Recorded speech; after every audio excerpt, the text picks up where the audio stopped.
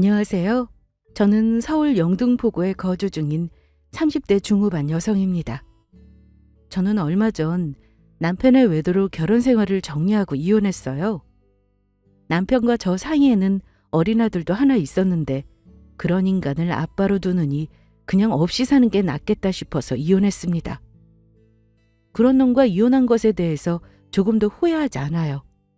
저를 위해서도 그렇고 아이를 위해서도 그렇고 최고의 선택이었다고 생각합니다.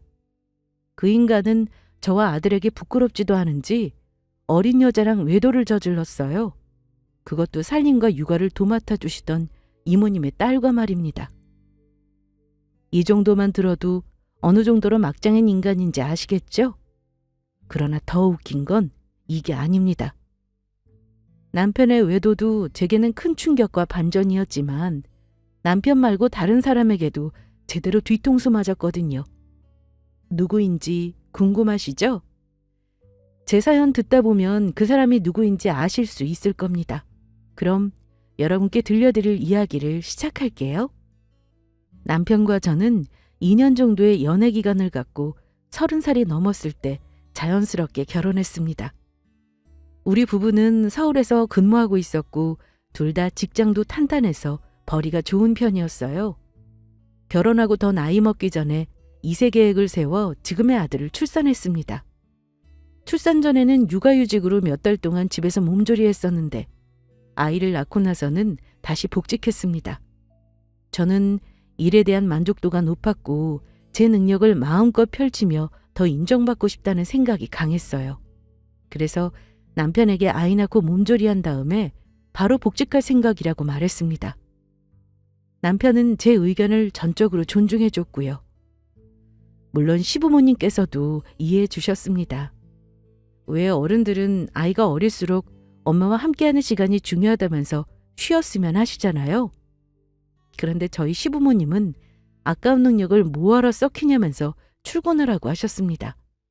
아이는 두 분이 대신 봐주시면 된다고 하셨죠. 그렇게 시부모님께 아이를 맡기고 매달 얼마씩 용돈 개념으로 챙겨드렸습니다.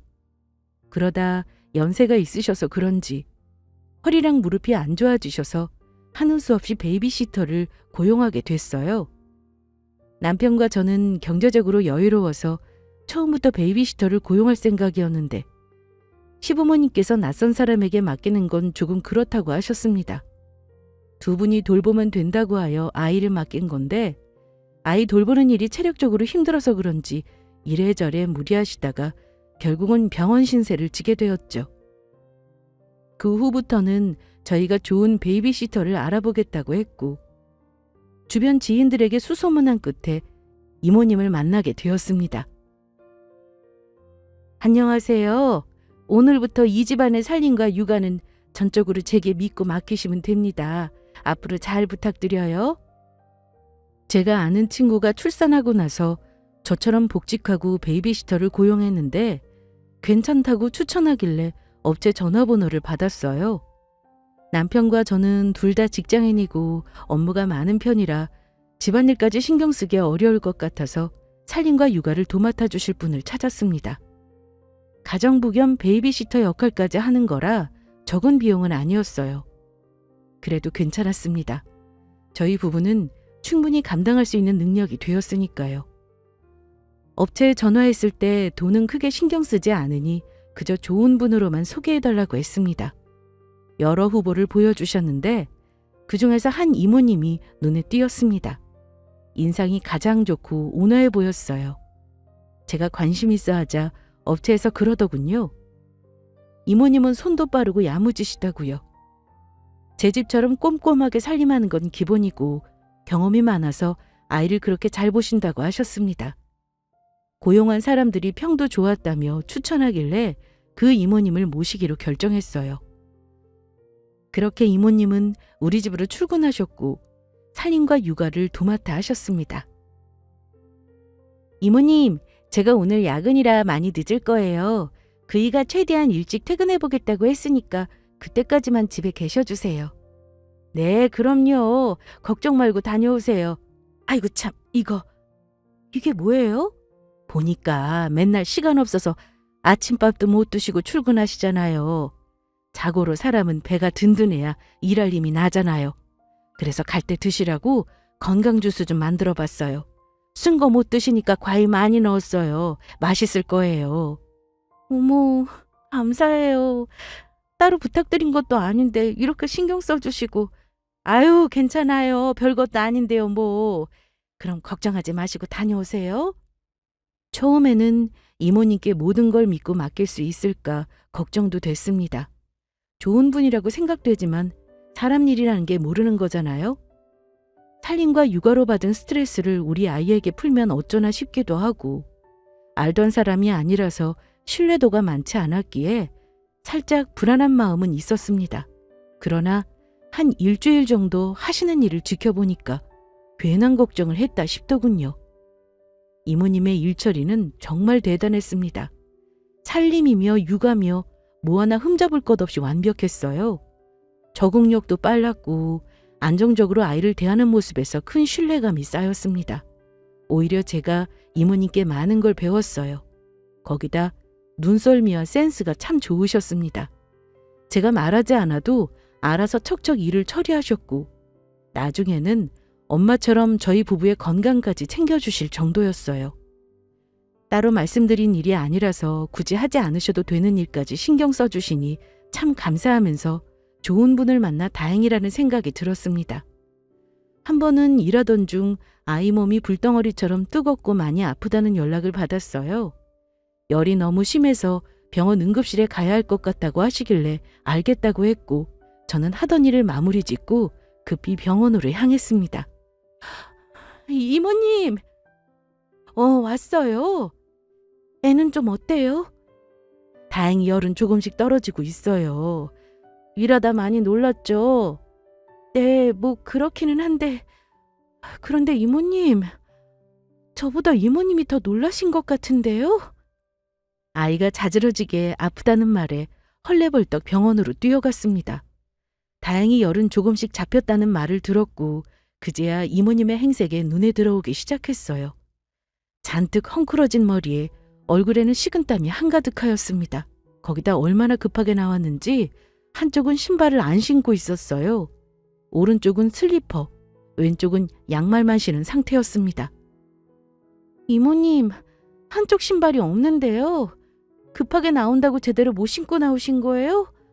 이러면 발 다치시면 어쩌시려고요? 아이가 워낙 몸이 뜨겁고 금방이라도 숨 넘어갈 듯이 울어서 정신이 없었어요. 괜찮아요. 신발 한쪽 안 신으면 어때요? 애 아픈 게 더 중요하지. 애들 어릴 때 한 번씩 크게 아프곤 해요. 내 딸도 어릴 때 이렇게 아팠었거든요. 한 번 겪어본 일인데도 우왕좌왕 정신 없었네요. 내 새끼 아픈 것처럼 어찌나 마음이 졸였는지. 그래도 이제 열 떨어져서 다행이에요. 이렇게 새근새근 자는 모습 보니 마음이 좀 놓여요. 이모님. 우리 아이를 생각하는 이모님의 마음을 알게 된 순간 모든 걱정과 불안이 눈녹듯 사라졌습니다. 그 진심에 크게 감동했다고나 해야 할까요? 이런 사람이라면 걱정 없이 모든 걸 맡길 수 있겠다는 확신이 들었어요. 그때부터 우리 부부는 이모님께 마음을 열고 더 친근하게 다가갔습니다. 그로 인해 이모님과는 가족처럼 편한 사이로 지낼 수 있었고 점차 우리 사이에는 큰 신뢰와 정이 쌓이게 되었죠.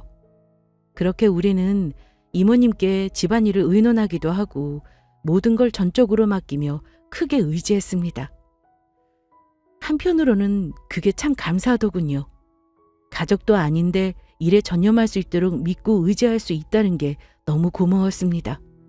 비록 일한 만큼 챙겨드리기는 했지만 이 밖에 도움될 만한 일이 있다면 기꺼이 도와드리고 싶었어요. 그러던 어느 날 이모님께 무슨 일이 생긴 듯 보였습니다. 며칠 전부터 얼굴빛이 눈에 띄게 안 좋아졌고 크게 한숨 쉬는 날이 많아졌어요.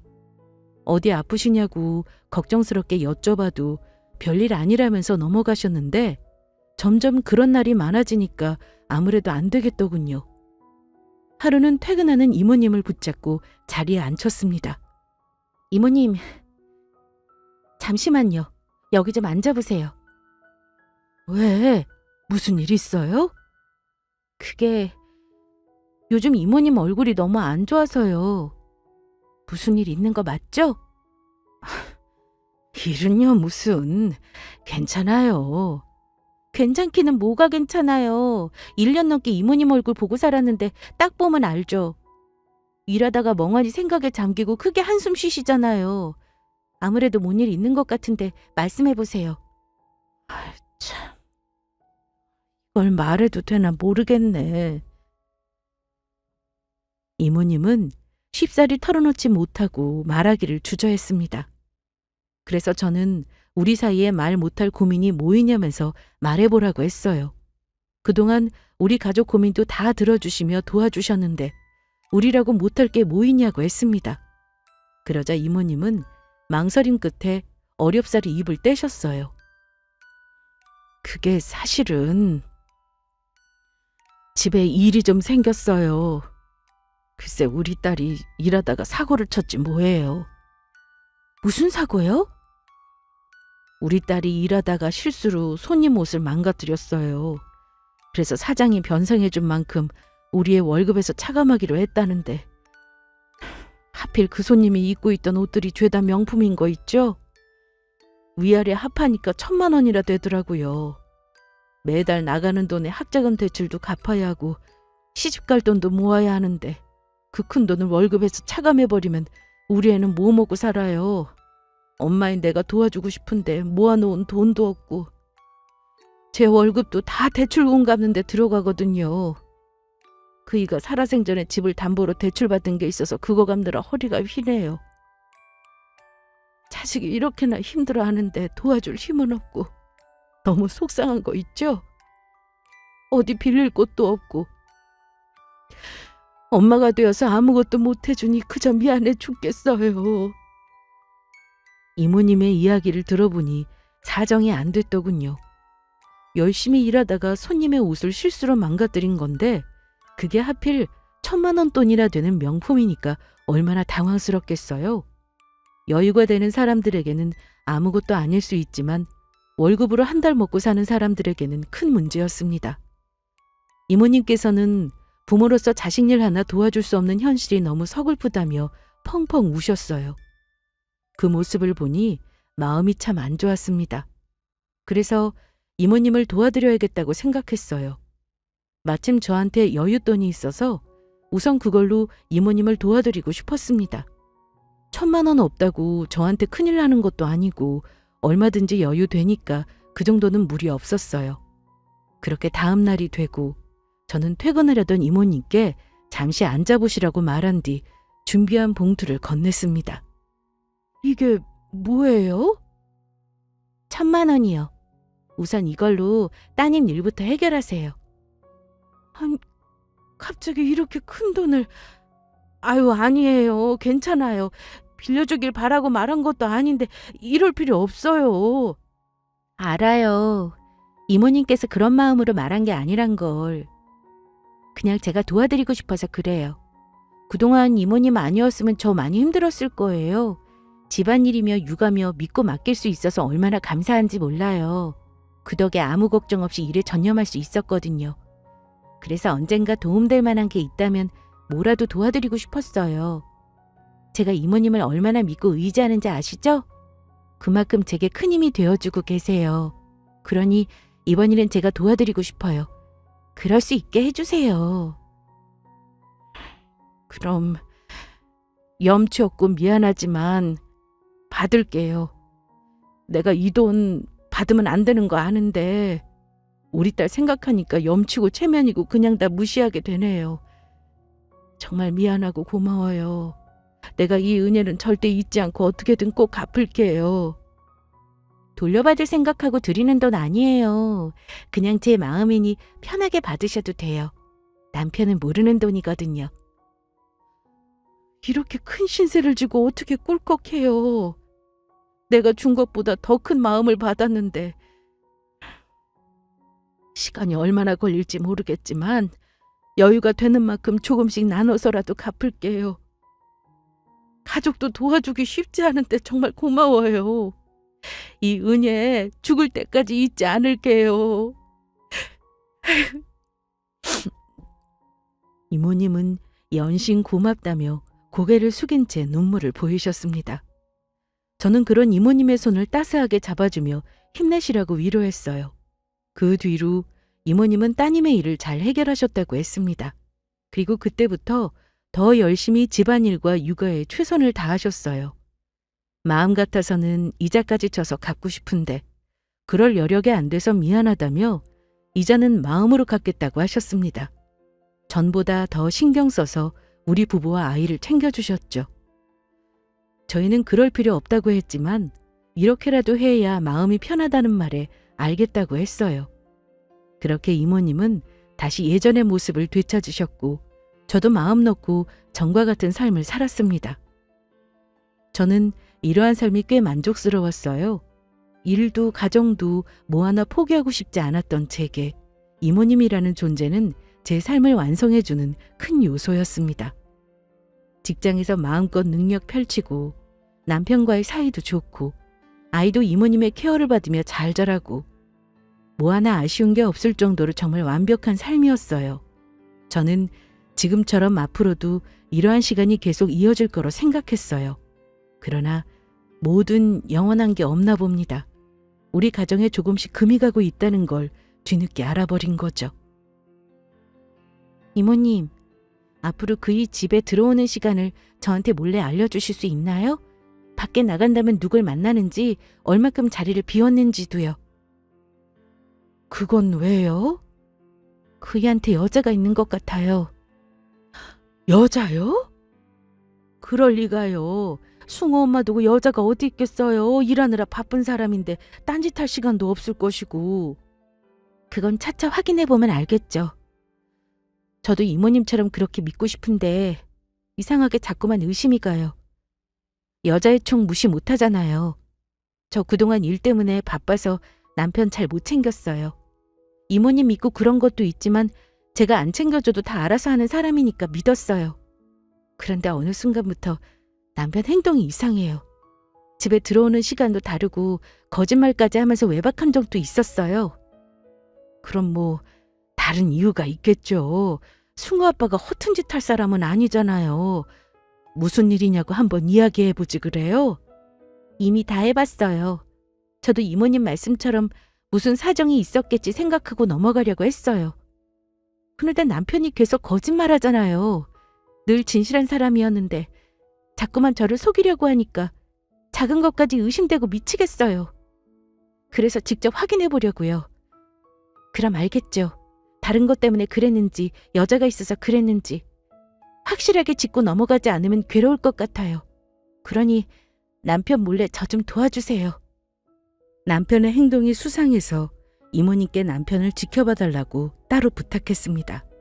저도 이모님 말씀처럼 괜한 오해를 하는 거였으면 했어요. 그러나 이상하게 남편의 행동이 수상했습니다. 쉬는 날에도 일 때문에 바쁘다는 둥 자꾸 나가지를 않나. 거짓말까지 하면서 외박하니까 뭔가 있나 싶더라고요. 그래서 몰래 남편 핸드폰을 살펴보기도 했는데 이상하리만큼 깨끗했습니다. 자동차 블랙박스도 그렇고 내비게이션 기록도 깔끔했습니다. 마치 철저하게 다 지우고 들어온 사람처럼요. 평소에 안 하던 짓 하면 뭔가 있는 거잖아요. 애 낳고 살다 보면 배우자 표정만 봐도 무슨 생각인지 딱 압니다. 남편은 분명 저를 속이고 있는 게 있었어요. 마음 같아서는 24시간 몰래 졸졸 따라다니고 싶은데 제 직업 특성상 그럴 수 없었습니다. 맡아서 진행하고 있는 프로젝트도 있어서 쉬는 건 상상할 수 없었어요. 일할 시간도 부족해서 야근과 늦은 퇴근을 밥 먹듯이 하는데 제가 어떻게 남편을 감시할 수 있겠습니까? 방법은 이모님께 도움을 청하는 것뿐이었어요. 이모님은 남편이 그럴 리 없다며 굳이 이렇게까지 해야 하냐고 하셨지만 저는 반드시 확인해야 했습니다. 그래야 이 찜찜한 기분이 풀어질 것 같았어요. 이모님은 정 그렇게 신경 쓰인다면 도와주시겠다고 하셨고 이날부터 남편이 몇 시에 퇴근했는지 언제 집을 나갔는지 제게 다 알려주셨습니다. 저는 일하는 와중에도 틈틈이 이모님의 연락을 확인했어요. 그렇게 약 보름 정도 남편이 집에 들어오고 나가는 시간을 전달받았는데 별다른 특이점을 찾을 수 없었습니다.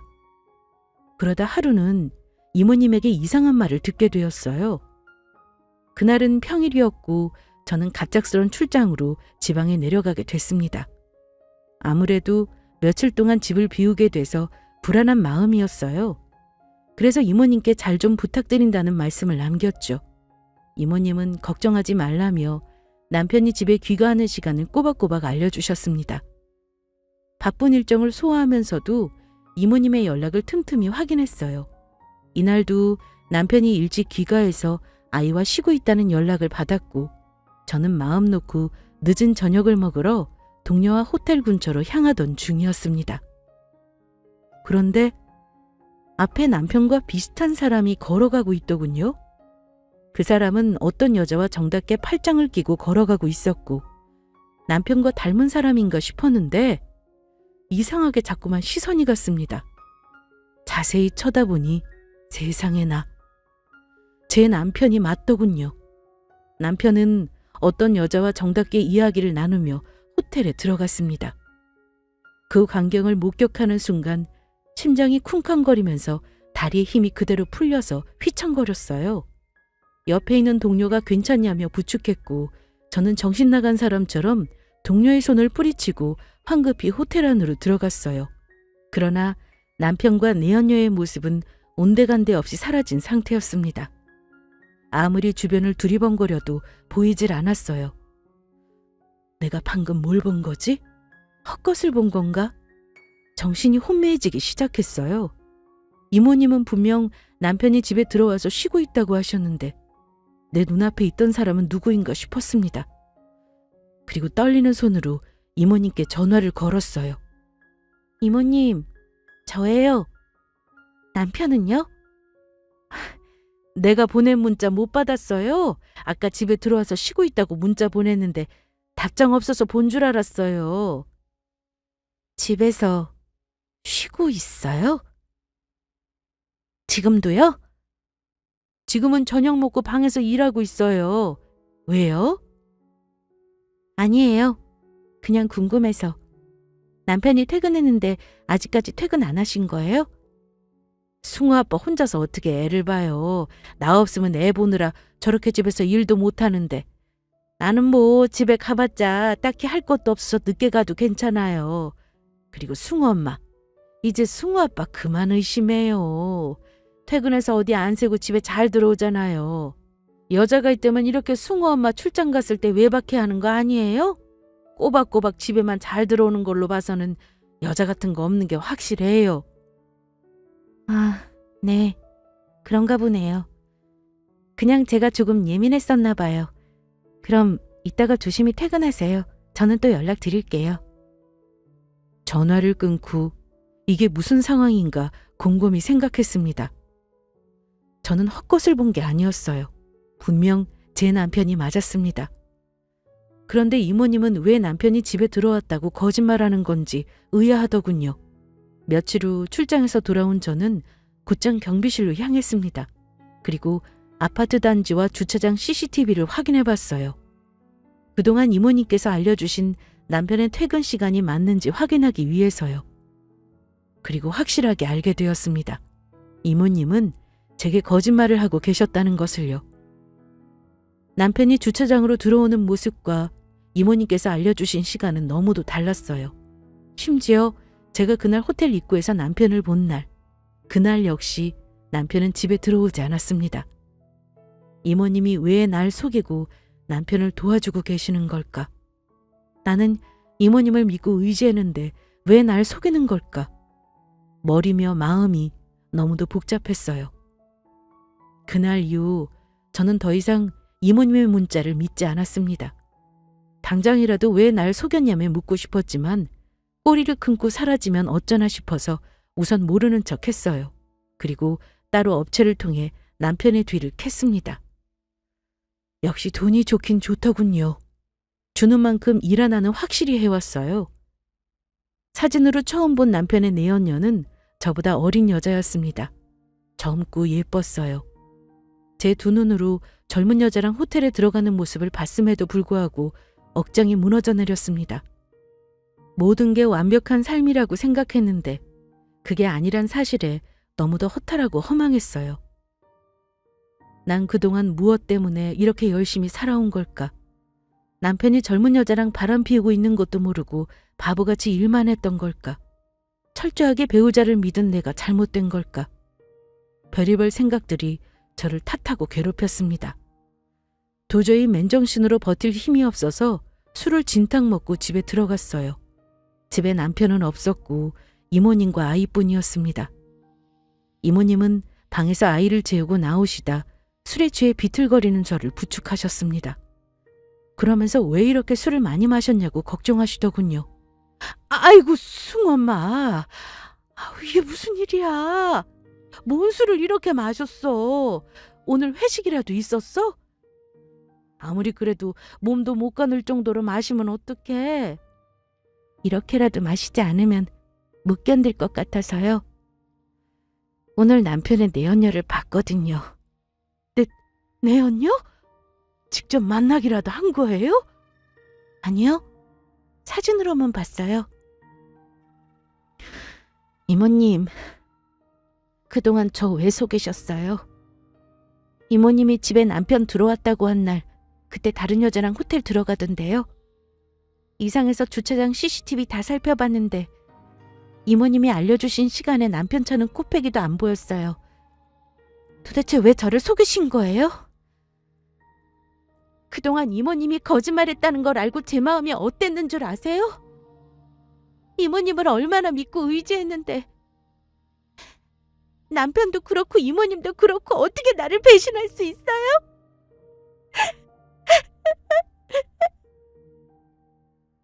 제 말에 이모님은 사색이 된 얼굴로 자리에 주저앉으셨습니다. 그러고는 저처럼 눈물을 흘리며 미안하다고 사과하셨어요. 숭엄마, 미안해요. 나는 단지 승우 엄마를 위해서 그랬어요. 진짜 승우 아빠한테 여자가 있는 걸까 싶어서 주의 깊게 살펴봤는데 세상에나 글쎄 정말 여자가 있는 것 같더라고. 그걸 사실대로 말해야 하는데 앞이 캄캄한 거야. 그걸 알게 된 승우 엄마가 버틸 수 있을까? 상처받고 많이 힘들어하진 않을까 걱정되더라고요. 그래서 망설여졌어요. 괜히 한 가정이 깨지는 거 아닌가 싶기도 하고 어린 수우가 너무 불쌍해서. 원래 남자는 바람 피우고 그래요. 죽은 내 남편도 그랬거든요. 그런데 바람은 그냥 바람일 뿐이더라고요. 시간 지나면 언제나 그랬냐는 듯 다시 제자리로 돌아왔어요. 그래서 나만 조용히 하면 괜찮을 거라 생각했어요. 승우 아빠가 어리석은 사람도 아니고 적당히 놀다가 알아서 정리하겠거니 했지. 그래도 내가 사실대로 말했어야 하는 건데. 승우 엄마 위한다고 주제넘게 굴어서 미안해요. 그래도 말씀하셨어야죠. 그래도 제가 아내인데 남편이 바람 피우는 건 알아야 할 거 아니에요. 이모님 말씀만 믿고 제가 괜한 오해하는 거라고 생각했어요. 그래서 다시 잘 지내보려고 했는데 이게 뭐예요? 하마터면 바람 피우는 남편한테 속아서 바보와 같이 지낼 뻔했잖아요.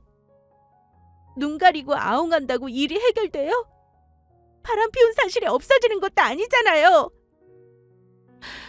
속인 건 미안하지만 난 정말 승우 엄마를 생각해서 그런 거예요. 다른 뜻은 없어요. 이모님은 저를 위해서 거짓말했다고 하셨지만 저는 너무도 큰 배신감과 상처를 받았습니다. 술도 마셨겠다. 감정이 소용돌이처럼 마구 휘몰아쳤고 그간 마음고생한 것까지 합쳐서 서럽게 울어댔어요. 이모님은 그런 제게 연신 미안하다며 사과하셨고 같이 울어주셨습니다. 이모님이 날 위해 그런 거짓말을 했다는 걸 머리로는 이해했지만 서운한 감정은 어쩔 수 없었어요. 그래서 당분간 이모님 얼굴 보기 힘들 것 같다고 했습니다. 그렇게 술에 취한 채 한참을 울다가 지쳐서 잠들었고 다음날 아침에 눈 떠보니 저는 침대에 누워있더군요. 숙취로 깨질 듯한 머리를 부여잡고 부엌으로 향하자 남편이 해장국을 끓이고 있었습니다. 일어났어? 얼른 와서 앉아. 내가 해장국 끓여놨어. 대체 어제 술을 얼마나 마신 거야? 이모님은 어쩌고 당신이 밥을 차리고 있어? 이모님은 이제 안 오셔. 오늘부로 그만두신대. 뭐? 그게 무슨 소리야? 나한테는 그런 말씀 없으셨는데? 나도 모르겠어. 오늘 아침에 문자로 그만두겠다고 그러시네. 남편의 말을 듣고 술이 확 깨더군요. 너무 놀라서 황급히 핸드폰으로 이모님께 전화를 걸었습니다. 그러자 남편은 소용없다고 했어요. 본인도 갑자기 그만두신다고 해서 무슨 일 있나 싶어서 전화했는데 아무리 걸어도 받질 않았다고 했습니다. 역시나 이모님은 제 전화도 받지 않으셨어요. 뭔가 마음이 불편하고 찜찜했습니다. 아무래도 이모님이 그만둔 이유가 저 때문인 것 같았어요. 물론 이모님이 절 속인 건 명백한 잘못입니다. 그러나 저를 위한 선택이었다는 말이 계속 마음에 맴돌았어요. 때로는 모르는 게 약이라는 말이 있듯이 이모님은 우리 가정을 지키고 싶었던 것뿐인데 내가 너무 감정적으로 몰아붙였나 싶더군요.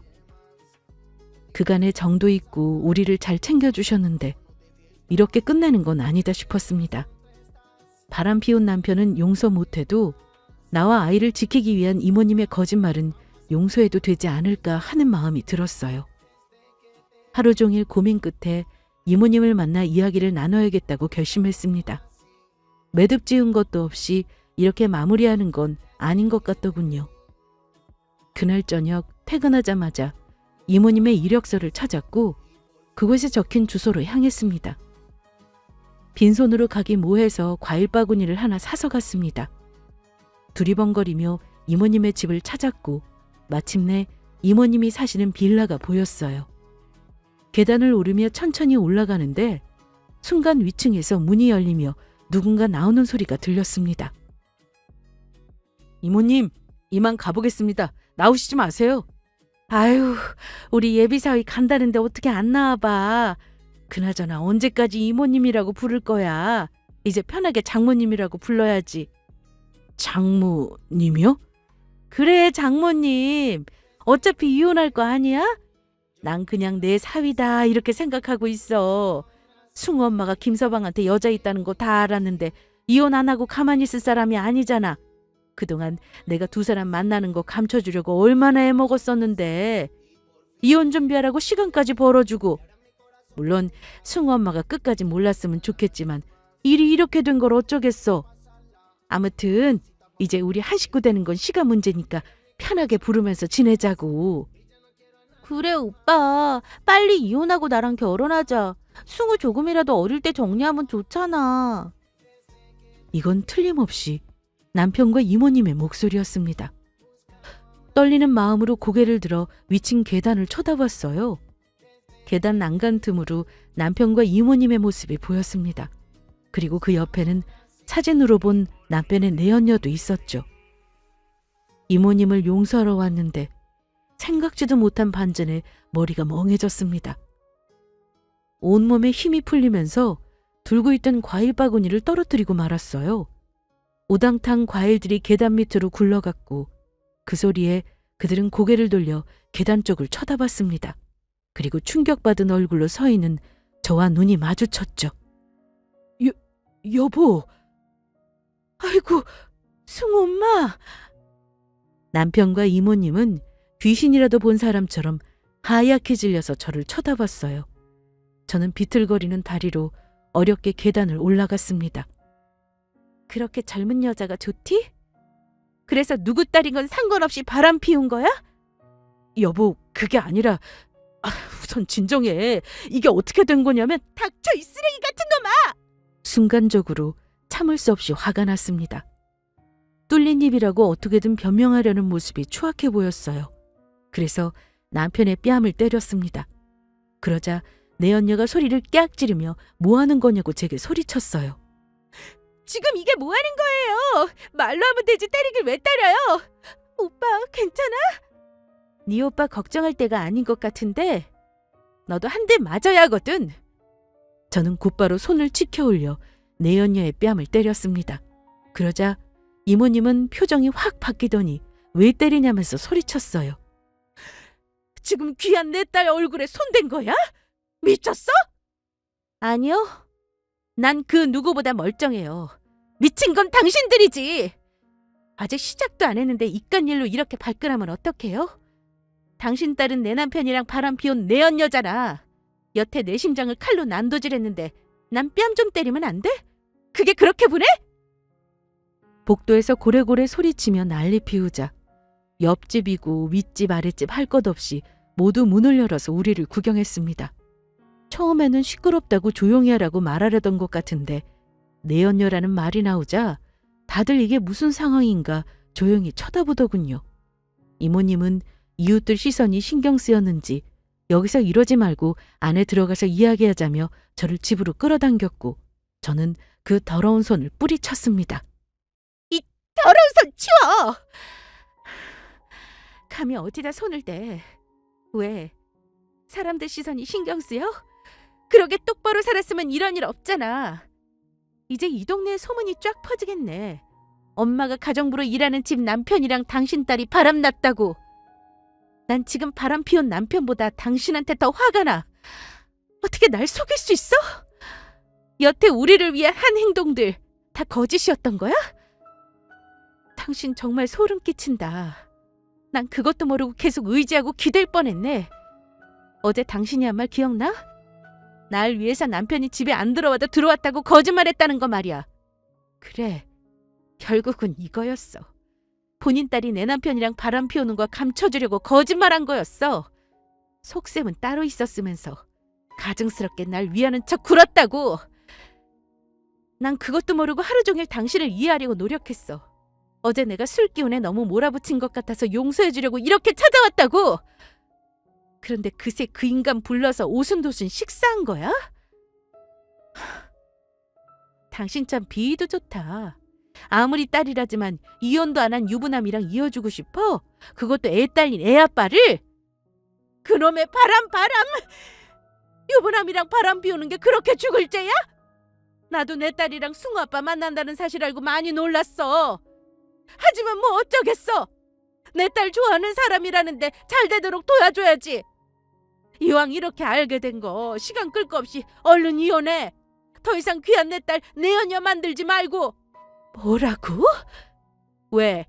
재혼하는 꼴 보기 싫어서 이혼 안 해주고 버티려고? 그래봤자 손해보는 건 승우 엄마야. 이 모든 일이 다 내 딸 때문에 벌어진 일 같지? 웃기지 마. 이건 다 승우 엄마 잘못이야. 그러게 애 엄마가 무슨 일을 한다고 설쳐. 조용히 애나 보면서 살림이나 할 것이지. 남편 간수 잘했으면 이런 일 없었을 거 아니야. 딸 간수 못한 당신 잘못은 아니고 뚫린 입이라고 아무 말이나 짓거리지 마. 그런다고 당신들 잘못이 없어질 것 같아? 우리는 불륜이 아니라 사랑이에요. 뭐 이런 말을 하고 싶나 본데 여기 구경하고 있는 사람들 눈 좀 봐. 다들 벌레보다 보고 있잖아. 뭐 벌레? 내 딸한테 함부로 말하지 마. 사람 마음이 원하는 대로 움직이는 것도 아니고 어쩌다 보니까 이렇게 된 것뿐이야. 어차피 두 사람 일 때문에 바빠서 서로 신경 쓸 시간도 없었잖아. 그저 애 때문에 정으로 사는 거 아니었어? 그러지 말고 그냥 깔끔하게 이혼해. 승우는 내 딸이 친엄마 못지않게 잘 키워줄 거야. 그럼 승우 엄마는 지금처럼 열심히 일하면서 살면 되잖아. 한 달에 한 번씩 승우 보면서.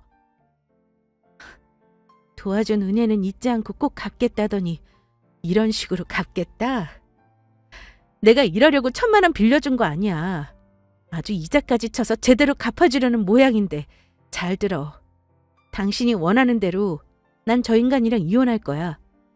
괜한 복수심으로 쓰레기 같은 놈 내 아이 아빠로 둘 수 없거든.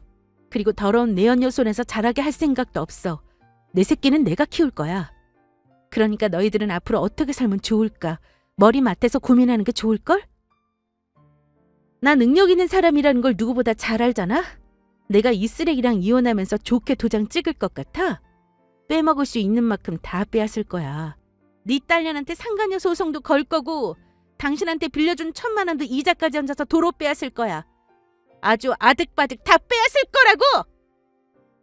거기다 둘이 다니는 회사에도 다 까발릴 거야. 사람들의 수군거림과 손가락질로 얼굴 들고 다니지 못하게 할 거라고. 그럼 자연스럽게 회사도 그만두겠지? 근데 지금 보니까 이사도 가야겠네. 동네에 소문 쫙 퍼져서 살 수 있겠어? 내 언녀 딸을 둔 엄마로 얼굴 들고 다닐 자신 있냐고. 너 어디 한번 그러기만 해. 회사에 소문나면 내가 가만히 있을 것 같아? 이 나라에 법이 왜 있는데? 내가 지금 그깟 법이 무서울 것 같아? 회사에 소문 퍼뜨린 걸로 얼마든지 고소해봐. 그깟 거 나 하나도 안 무서워. 명예훼손? 벌금 얼마 안 해. 내가 그거 낼 돈이 없겠어? 얼마든지 낼 수 있고 실력 좋은 변호사까지 선임할 수 있어. 그러니까 어디 한번 해보자고. 누가 이기나. 내가 네 딸년 인생 아주 망쳐놓을 거야. 평생 죽을 때까지 내 언녀라는 꼬리표 달고 살게 할 거라고. 인연이 감히 내 딸한테? 이쯤 되니 이모님이라고 부르고 싶지도 않네요. 내 언녀의 엄마란 사람은 분을 이기지 못하고 제게 달려들었습니다. 제 머리채를 잡고 마구잡이로 흔들었고 계단에서 실랑이 하다가 제가 크게 다치게 됐어요. 주변에서 구경하고 있던 사람 중 한 명이 대신 경찰에 신고해줬고 내 언니 엄마를 제게 떨어뜨렸습니다. 제3자가 봐도 잘못한 사람은 저들이기에 제 편을 들기 시작했어요. 그렇게 경찰이 출동하고 저는 폭행으로 고소했습니다. 병원 가서 진단서도 떼고 이혼 준비도 들어갔어요. 고맙게도 구경하던 이웃 주민분들 중 한 분이 증인까지 해주신다고 하셨습니다. 그 전에 모아놓은 불륜 증거들도 있어서 바로 이혼 소송 들어갔고 위자료 문제로 시간이 조금 걸렸지만 제가 받을 수 있는 만큼 다 챙겨받았어요. 그리고 상간녀 소송과 그 엄마의 폭행 고소까지 아주 바쁘게 지냈습니다. 죽어도 합의 안 해준다고 버텼고요. 내 언녀 회사와 남편 회사에 불륜 소문까지 냈어요. 제가 직접적으로 밝히면 명예훼손으로 걸려서 피곤해질 수 있다는 변호사의 조건을 듣고 머리 좀 썼습니다. 그 둘의 회사에 찾아가서 여직원들이 모여있는 곳에서 전화 통화하는 척하며 둘의 불륜 사실을 이야기했어요. 그러자 그 직원들이 저 대신 여기저기 소문을 퍼뜨렸고 얼굴도 못 들고 다닐 정도로 상황이 심각해졌습니다. 급기야는 회사 이미지 문제로 잘리게 되었다더군요. 저한테 일부러 소문낸 거라고 막 따지면서 명예훼손 들먹였는데 저는 그냥 회사 앞에서 통화한 게 다라며 소문 퍼뜨리지 않았다고 밀고 나갔어요. 누가 들어서 소문낸 것까지 내가 어떻게 다 관리하냐면서 따지니까 씩씩거리며 아무 말도 못했습니다. 나중에는 상황이 불리해지자 남편과 헤어지겠다며 싹싹 빌었고 제발 엄마와 합의해달라고 울고불고 매달렸어요. 남편 역시 한눈 팔아서 미안했다며 본인을 용서하고 다시 받아달라고 했습니다. 사랑 어쩌고 할 때는 언제고 돈 잃고 회사 잘리니까 그제서야 서로를 헌신짝 버리듯 버리더군요. 참 간사한 사랑이죠? 아무튼 저는 끝까지 그들이 벌받는 꼴을 지켜볼 생각입니다. 제 이야기가 여러분께 속 시원한 사이다가 되었으면 하네요. 그럼 지금까지 긴 사연 들어주셔서 감사합니다.